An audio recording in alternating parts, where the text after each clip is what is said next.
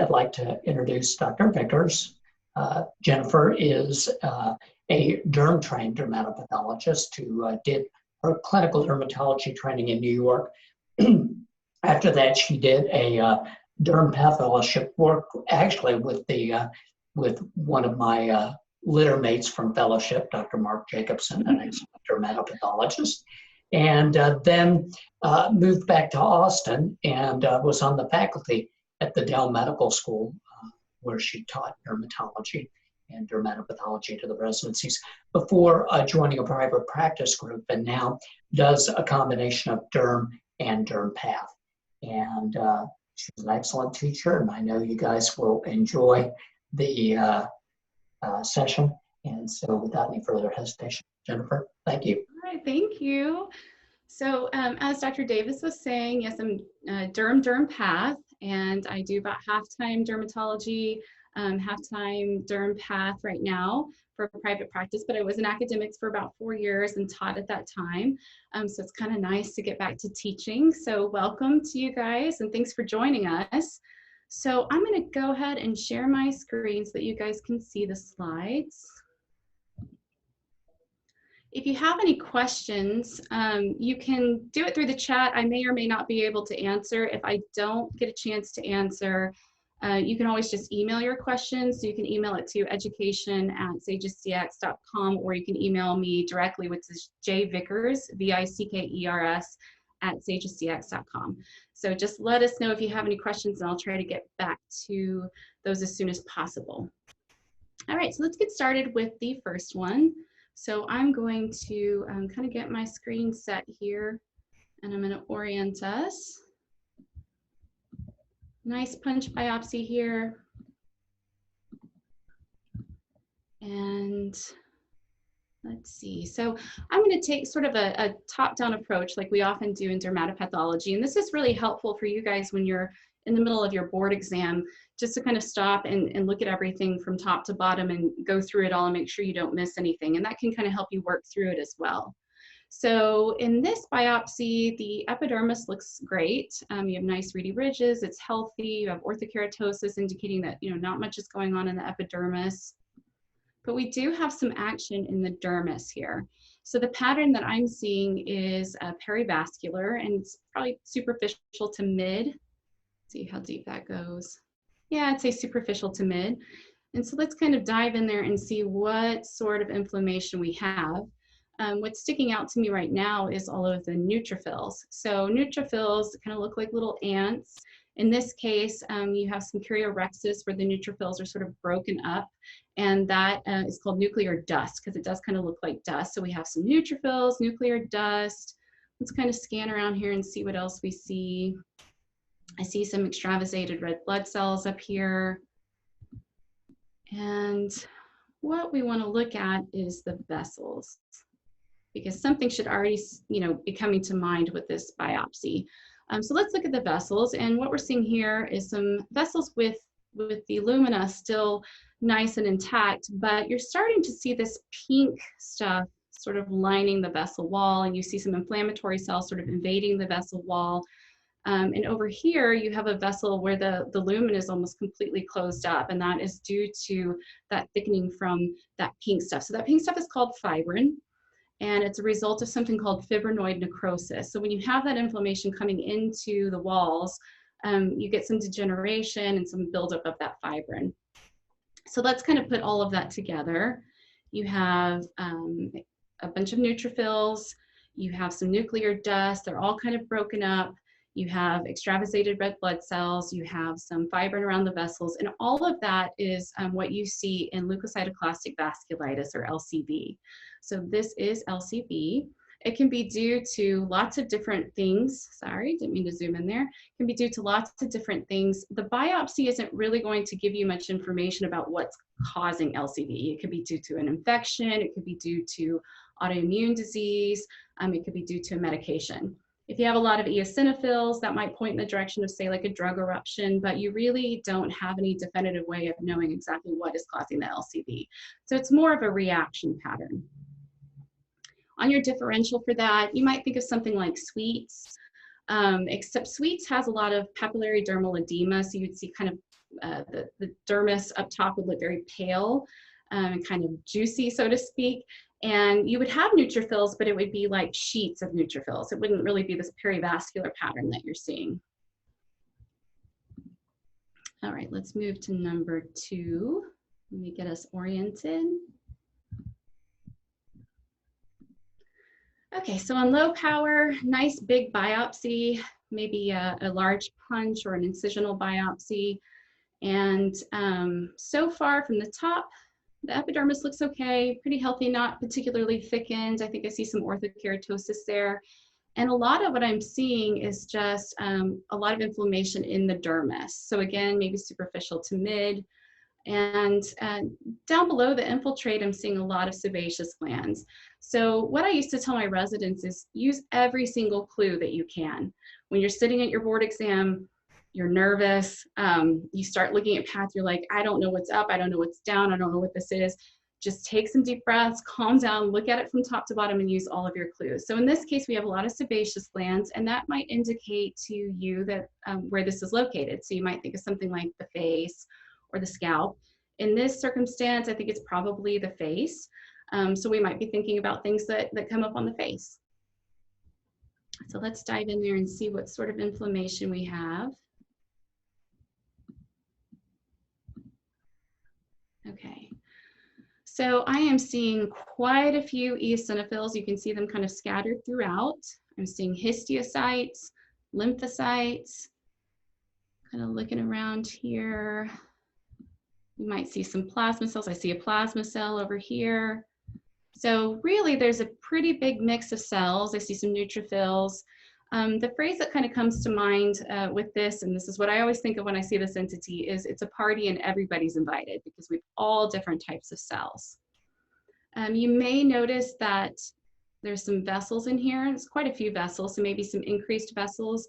But in those vessels, again, we sort of see some inflammatory cells.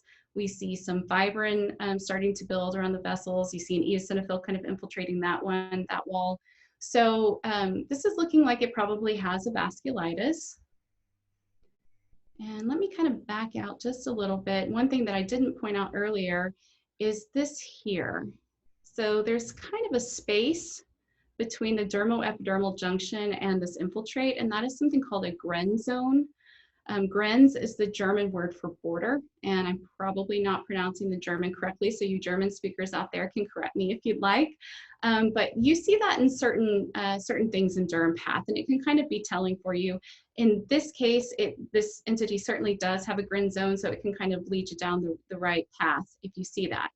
So this is something called Granuloma faciale, and it is commonly on the face, as it sounds like. So we have, again, these sebaceous glands telling us it's probably on the face. There's always a large mix of cells in there, so it's the party where everybody is invited. And it also is it's a vasculitis, so it's kind of a localized LCV, chronic localized LCV. We don't really know why people get it, but it just kind of pops up, looks like a plaque or a patch, kind of reddish brown in color, sometimes just pink. Your DDX on this, you might be thinking about something like dermal hypersensitivity reaction, just with all of the eosinophils, but that generally is going to be more perivascular, where this is kind of more diffuse, more interstitial, and definitely a lot busier dermis than what you would see with a dermal hypersensitivity reaction. And the other thing that you would see on the DDX is actually one of the things that we're going to look at next. So just bear that in mind, but I'm not going to give it away. So we will move on to slide 3. Nice big biopsy here. Looks like it's probably dome-shaped. You can kind of picture that clinically it might be dome-shaped. And you have a lot of fibrosis in here, so it probably looks clinically like a nodule. Some other things that I'm noticing at low power, the epidermis is maybe a little bit thickened here, but it starts to thin out here, and these ruddy ridges are being effaced, and that's probably from this infiltrate and this fibrosis pushing up against the epidermis. The stratum corneum is rather thickened, and it could be that it just has a lot of hyperkeratosis, but it also may be that it's acral. So again, use all of your clues. So you might be thinking about things that are acral. So I'm going to Going a little bit farther, once again, we see this Gren zone. So the space, even over here where it's pushing up really close, there's still a little bit of space between the dermo-epidermal junction and this infiltrate. All right, so I am seeing just quite a few neutrophils. Neutrophils everywhere. And quite a bit of fibrosis as well. And this kind of fibrosis, I'm going to back out a little bit so you guys can see the pattern. This kind of fibrosis is called storiform. And that means that it's sort of just going haphazardly. It's going in all different directions, kind of coming in and out of the plane. One of the phrases that's used for it is it's cartwheeling. So you can kind of imagine that it looks like it's cartwheeling. And if we kind of back out a little bit more, we want to see if we can find some, yeah, here's some good vessels that we can look at. So see these vessels here. So again, you're seeing the walls being infiltrated by inflammatory cells, and you're seeing some fibrin buildup. There's some over here, lots of fibrin buildup. So likely there is a vasculitis here. So this is something called EED, or erythema elevatum diutinum. And this commonly occurs on the extensor surfaces. So I think of like ankle and the elbow. It comes up as like a pink nodule, kind of like what I described when we were first looking at the biopsy. So, you know, you could tell that this looks like a nodule. In early lesions, you have a lot of neutrophils, and it's thought that IL-8 is secreted in this entity. And so IL-8 is a recruiter for neutrophils. So early lesions have neutrophils. As it starts to get older, it's going to become more fibrotic, and eventually it might even start to burn out, where you really don't see a whole lot of inflammation anymore. You don't see that vasculitis anymore. All of the vessels have kind of died out. So in that case, it just looks like a big fibrotic nodule. Might even be confused with something like a dermatofibroma, but obviously isn't a dermatofibroma. So this again is a localized LCV, kind of a chronic localized LCV.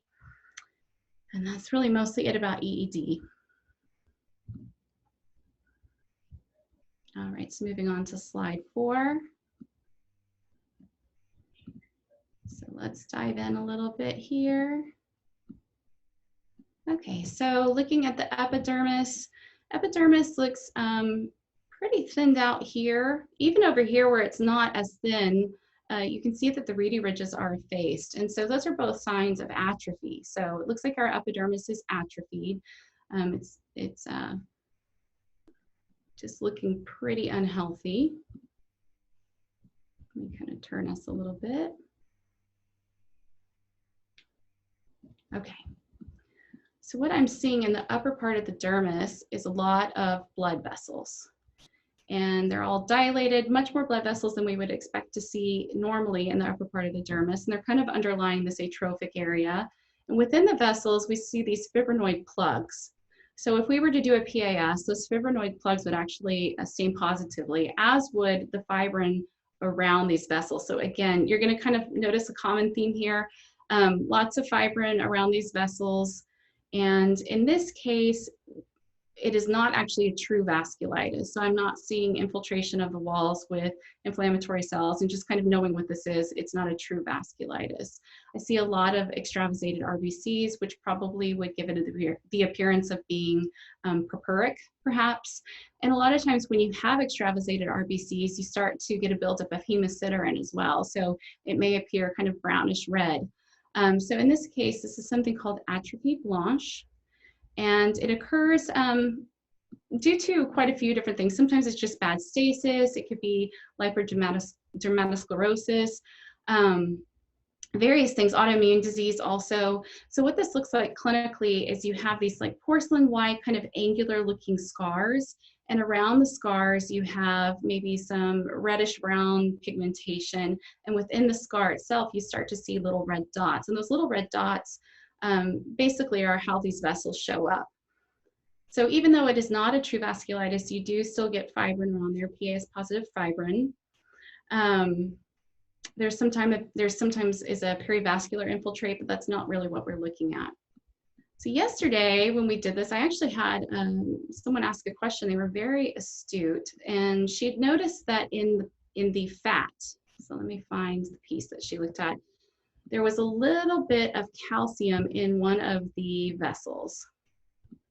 So let me find that vessel. Yeah, here we go. So she saw this calcium here and she asked, why is this not calciphylaxis? So I figured I'd go ahead and share her question in case you guys have the same question.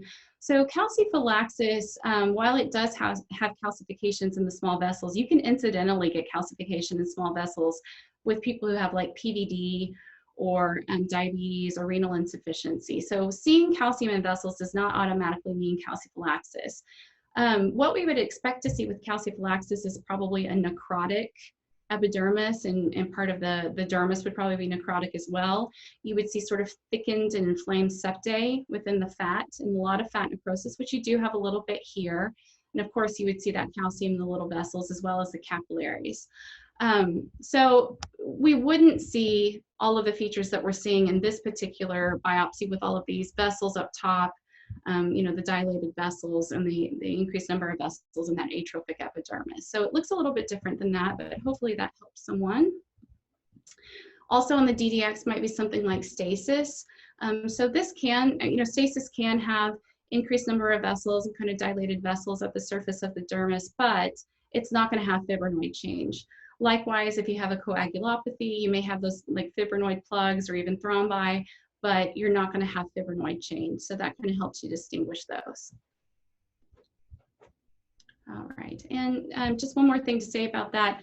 As the lesions age, you may find that the dermis gets more and more fibrotic until it starts to get very scar-like. Okay, so number 5, just starting top to bottom, looks like a fairly healthy epidermis. You have nice apparent reedy ridges there, orthokeratosis, so not a whole lot going there.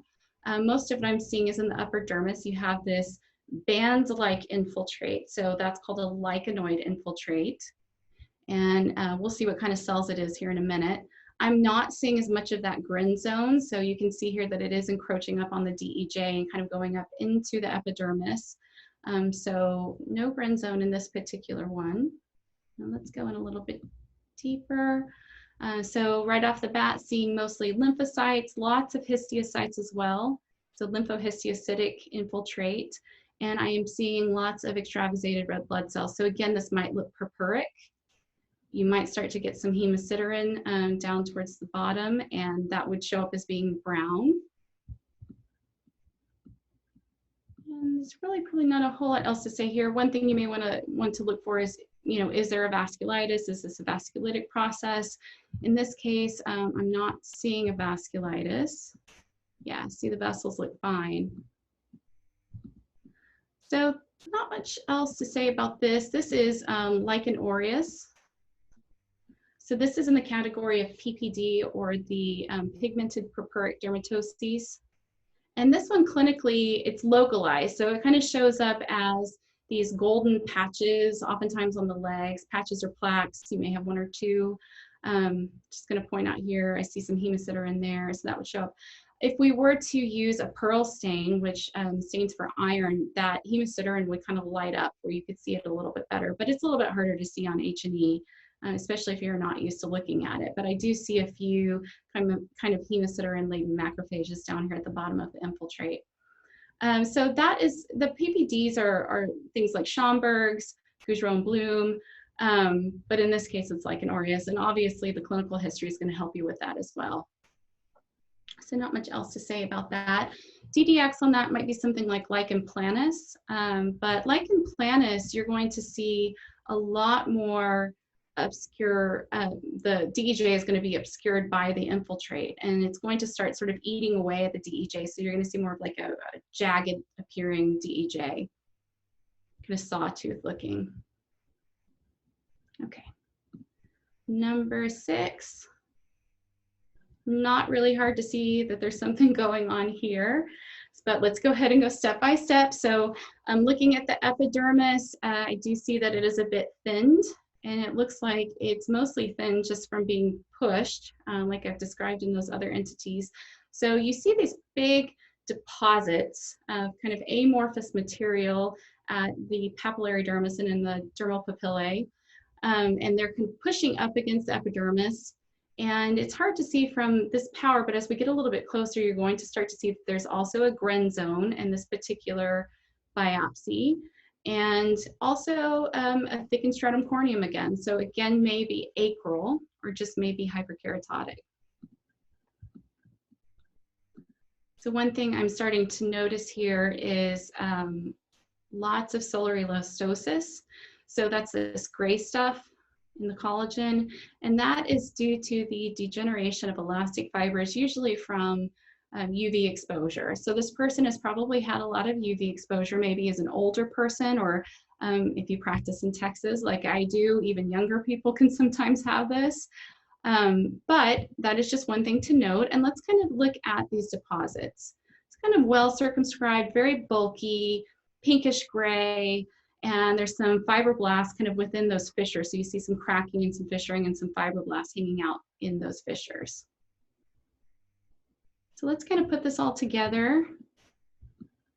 You've got amorphous deposits in the papillary dermis with cracking and fissuring. You have those fibroblasts in the cracks.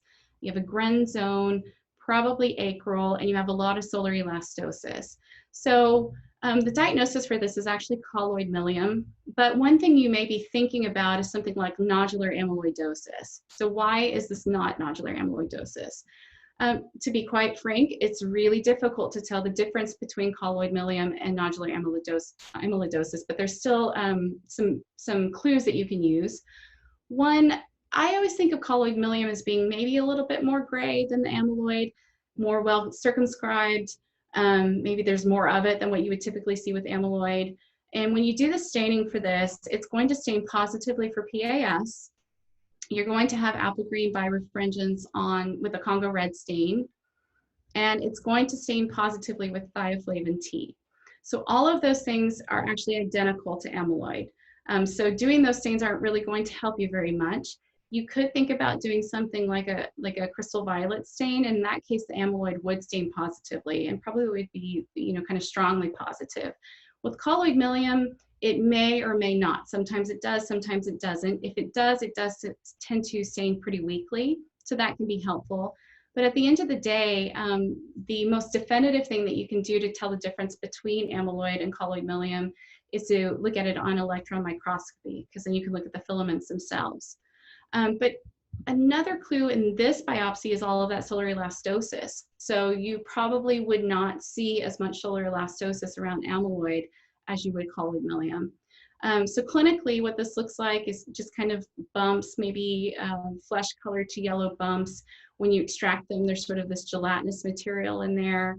It's on sun-exposed skin, so often on the hand. So this may be a hand, given that it looks like it's acral. And that's really mostly it. So not much else to say about it. Let me get us oriented again.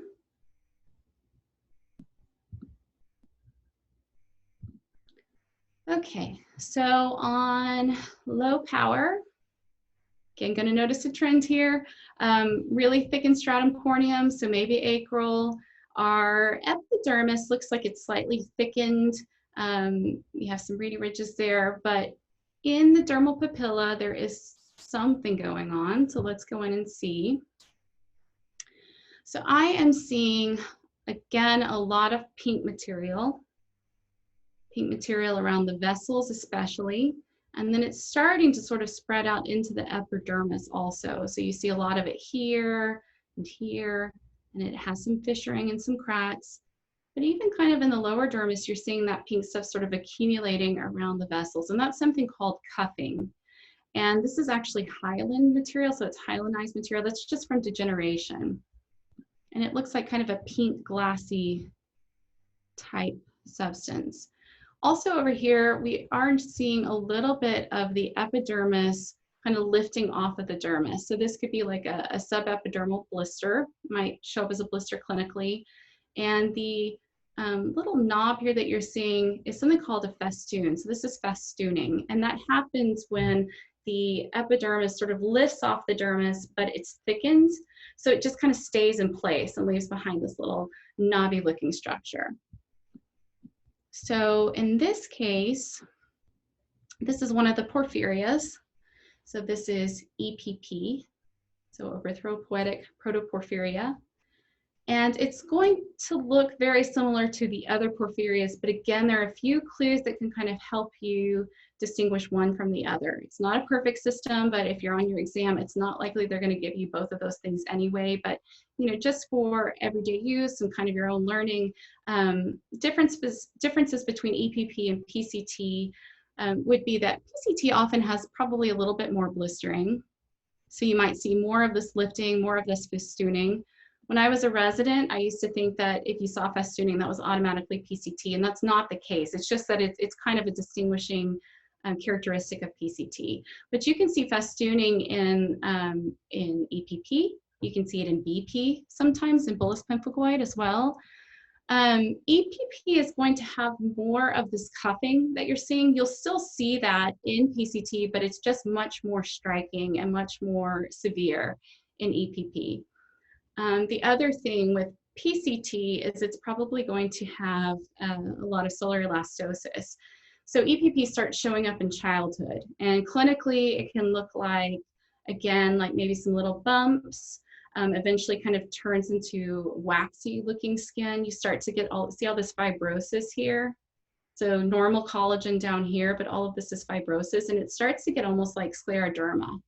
And PCT can do the same thing, so keep that in mind. I saw a really interesting case of PCT in New York when I was a fellow, where the patient looked like they had scleroderma, but they actually had PCT, just as a little aside.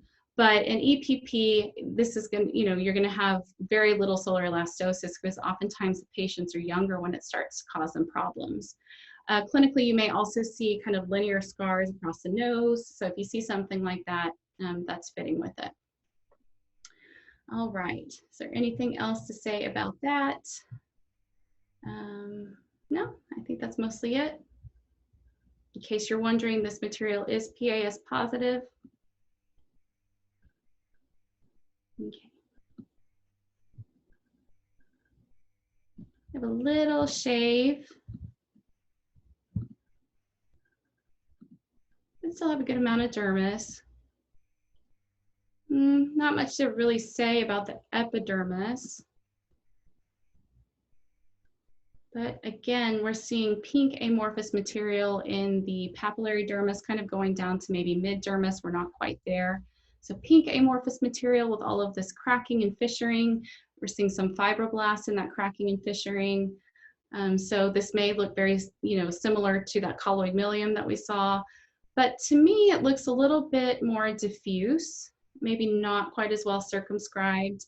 It's a little bit pinker in my eyes than the colloid milium looks like, and I'm not seeing the solar elastosis.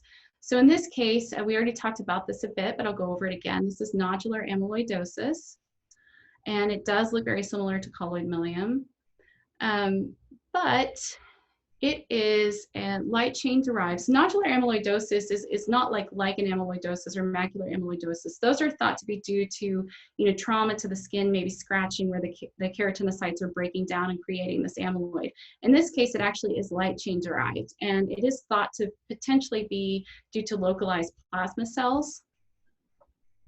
If we were to stain this, it would be PAS positive. It would show apple green refringence on Congo red stain, and it would be thioflavin T positive, and it would also be crystal violet positive. So just to repeat, colloid milium may or may not stain positively with crystal violet. If it does, it's usually weakly, whereas nodular amyloidosis will actually stain pretty strongly with the crystal violet.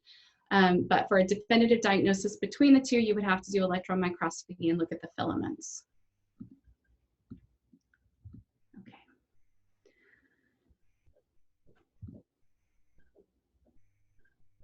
So moving on to number 9.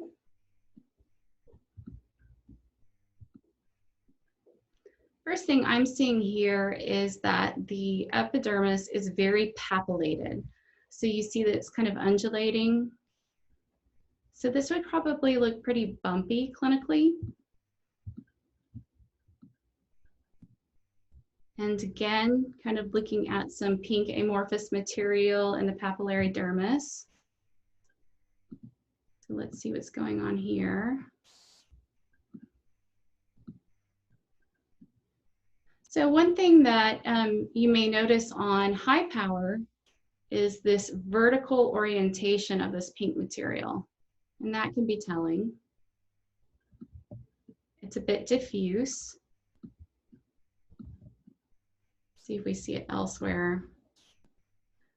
One thing that can be helpful is to see if it's also happening down in the adnexal structure. So you do see a little bit of some pink stuff kind of accumulating around these sweat glands. It makes them look a little bit small. So this is lipoid proteinosis. You see it around the vessels too. And it looks very similar to the other things that we've been talking about. And this is a genetic disorder, and it is caused by mutation in the extracellular matrix protein 1, which we also see with lichen sclerosis. So just kind of remember those being both extracellular matrix protein 1. And it shows up in some funny ways. One of the presenting symptoms is seen in infants, and they have a hoarse cry. So they love using these little buzzwords on the board exam. So hoarse cry, oftentimes that's because the vocal cords are not really being able to close all the way, so it makes their cry sound a little bit weird. And one of the other striking features is the string of beads that you see kind of along the eyelid margin, so typically on the upper eyelid. Just looking at my notes to see if there was anything else that I wanted to tell you guys. This does stain strongly with PAS. It is a hyaline material. And yeah, that's really it. The reason why it's called lipoid proteinosis, you actually have a little bit of a lipid component in the material here, but it's really hard to see on H&E. So number 10.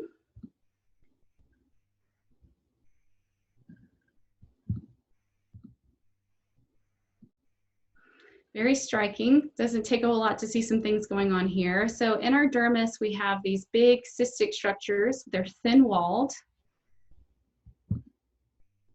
Epidermis looks normal to thinned, maybe. And again, what I'm seeing here in the dermis is all of this gray stuff. And that is more solar elastosis. This person has quite a bit of solar elastosis, so that breakdown of the elastic fibers due to UV. And it surrounds these little cystic structures. So these are comedones. And I'm seeing quite a few sebaceous glands, so again, probably on the face. So really that's pretty straightforward. You have solar elastosis, you have big, large, thin-walled comedones, probably on the face. So this is Favre-Rouchochot, which is kind of fun to say. And this is thought to be due to UV exposure, to a lot of UV exposure and breakdown on the skin. So it shows up a lot of times on the malar cheeks. I think it predominantly is seen as in men, although I have seen women with it as well. And so you may see kind of a plaque or a patch along the malar cheeks around the eyes, and they have all of these little comedones in them. So it has a pretty striking appearance clinically, as well as in the histologic findings as well. So not much more to say about that. Okay, number 11, one of my favorites. So from low power, potentially kind of papillated looking epidermis, it's sort of undulating again. Upper dermis spared, lower dermis is spared. So all of the action is right here in the mid dermis. So let's dive in and see what is going on here. So I'm seeing all of these sort of pinkish purple basophilic structures. And what these are is elastic fibers.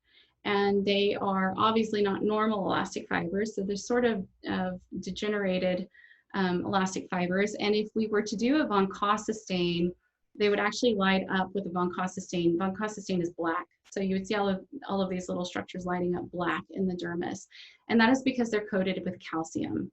So this is PXE, or Psueodxanthoma elasticum, and this is most commonly and sort of prototypically seen along the lateral neck, and the skin sort of looks like chicken pox skin is what they describe it as. So all of these little bumps, maybe kind of linear looking bumps, and it has a very striking appearance on H&E. So you can see the elastic fibers very well in most circumstances. So if you get this on a test, it's a great one to have on the test because it's pretty easily recognizable. Of course, you would need to know that it does stain positively for calcium.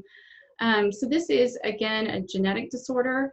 It is caused by mutation in the ABCC6 gene. And the reason why it's really important to make sure that you see this both clinically as a dermatologist and as a dermatopathologist under the scope is because it can affect the eyes and the cardiovascular system. So if you can catch it early on the skin, you could potentially get someone referred to the right specialist and watch closely so that they don't have any unnecessary or further problems. So that's PXE. And last one, you guys have made it, good job. So first thing I'm seeing is a very thickened acanthotic epidermis. The stratum corneum is pretty striking as well. And I'm just seeing massive parakeratosis. I'm seeing increased hypergranulosis as well, not increased hypergranulosis, that's redundant, but hypergranulosis. And then you have these retained keratohyalin granules in the stratum corneum. So you can see those there. And sometimes if the stain has a little bit more blue to it, this is pretty red, but sometimes if it has a little more blue to it, it can actually look very purple. So if you see a biopsy with a very acanthotic epidermis and kind of this dark and maybe even purple stratum corneum with parakeratosis and hypergranulosis, it just goes to follow that it's exactly what it sounds like. It's granular parakeratosis. So again, one that I really like because what it looks like actually fits the name. And so it's easy to remember and the appearance is so striking. So if you get this on a board exam, this is a gift, just accept it. Clinically, this looks like maybe brown patches, most commonly in the armpit or the axilla, but can also be seen in other intertriginous areas. We don't really know why people get it. It's thought to maybe be like a chronic contact dermatitis from using deodorant or other products like lotions and soaps. But it has a pretty striking appearance clinically and histologically, so a nice one to see. There is a little bit of like a sparse perivascular here, but that's not really, contributing much to the appearance on histology. So that's a pretty straightforward one.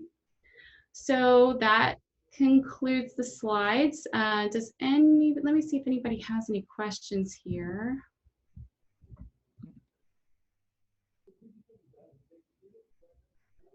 How would you differentiate atrophy blanche from livedoid vasculopathy? So in some sources, actually, they're sort of used synonymously, but I think of livedoid vasculopathy as potentially being a cause for atrophy blanche because you can have other causes for atrophy blanche other than the vasculopathy. So, again, like different sources kind of handle it differently. And I'm going to pass this question on to Dr. Davis as well and see if he has a better answer for you. But yeah, but that's really it. You can kind of think of them being as being the same thing. I saw them used interchangeably in lots of different sources. Well, thank you, Elise. You're very welcome. Great. I'm glad you guys enjoyed it. Thanks for joining us. So yeah, come back and see us again next week. As Dr. Davis said, it's going to be at 5 o'clock next week and it's Monday only. Of course, we will record it and have it available for you guys. If you have any questions beyond this, I'm going to go and sign off. But if you have any questions, go ahead and email us, education@sagisdx.com, or you can email me directly at jvickers@sagisdx.com. And I appreciate you guys joining in. I hope you got something out of it. You guys have a good rest of your day. All right.